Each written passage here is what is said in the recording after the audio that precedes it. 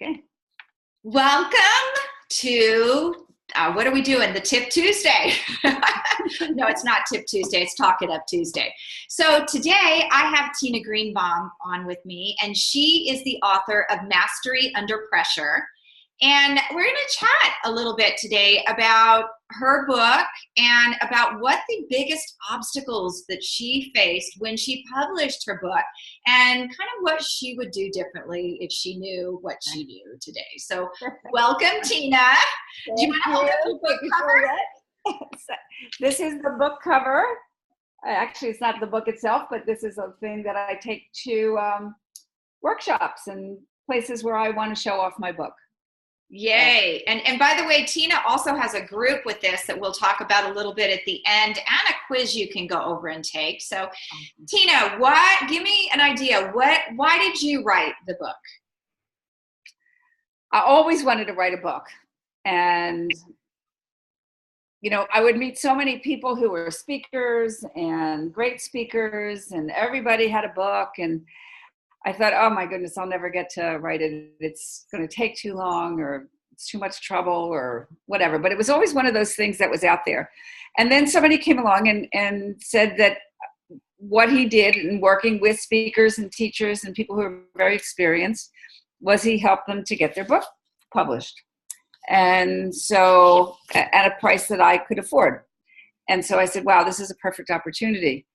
But the interesting thing was, in connection to this program that we're going to talk about, I have this program called Mastery Under Pressure, and it's got 12 modules, and I had to write the modules in order to record them, and then that became my course. Well, it also became my book, because I could repurpose what I had already written, and then, there was editing to do and, kind of polishing it up and making it for a book. But the cool thing was that it served a couple different purposes. And so I would wonder, people have things that they've already published or already written. It might be an incentive, to get started a little bit. That's very, very cool. So you went into this book, and what happened? What did you do along the way? Did you get your marketing done? Did you build a platform? No and no and no. and you and I talked a little bit. I haven't really even gotten started with what the book can do for me, honestly.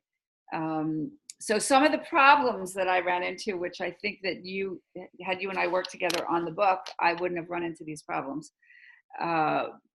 You looked at it, somebody else looked at it who was a professional publisher, and they said, well, they didn't look at the content at all. That meant even though I have had really good feedback from the content, but they said, well, Tina, your chapters aren't on the right side. Your table of contents needs a little this.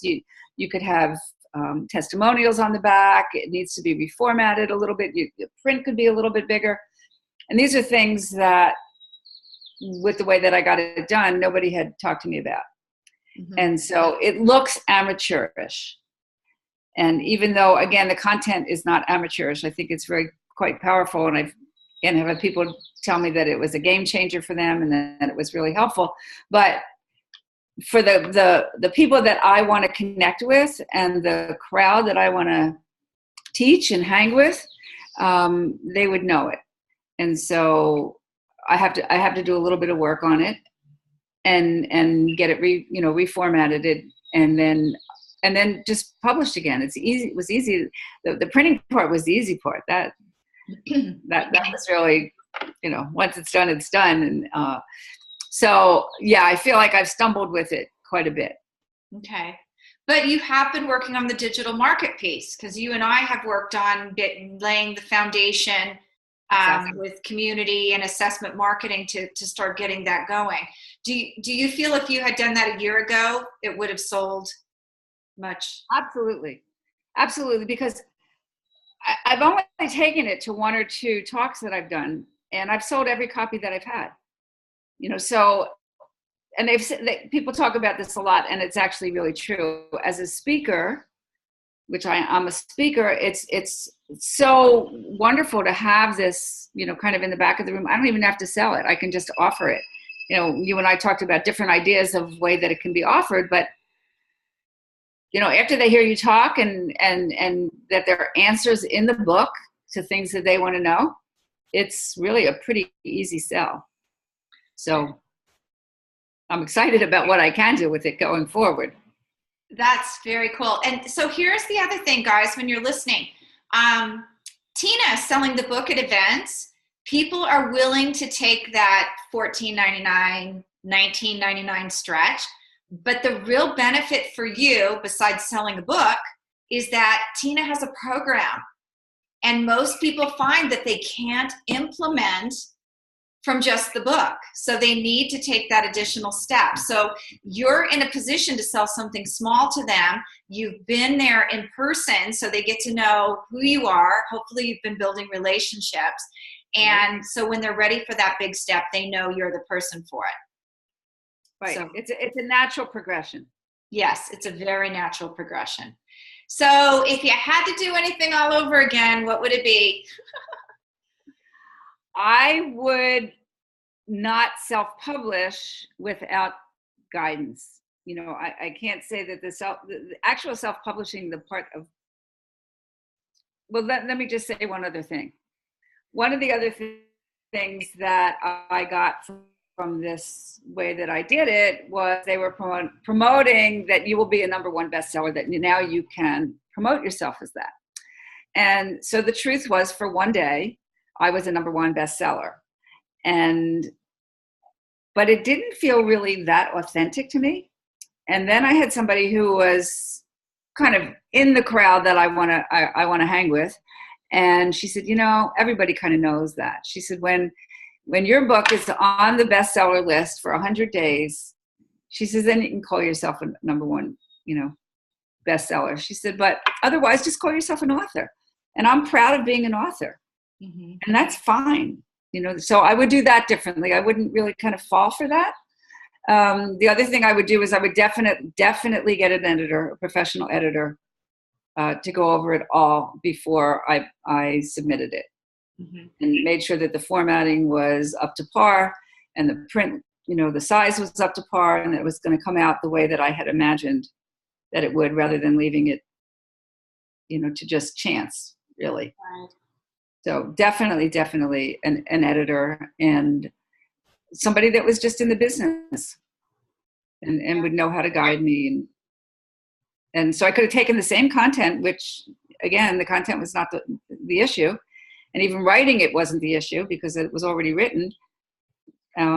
But all the pieces about getting it out to market and using it as a marketing tool, I have to go back and redo those parts. Well, lessons learned.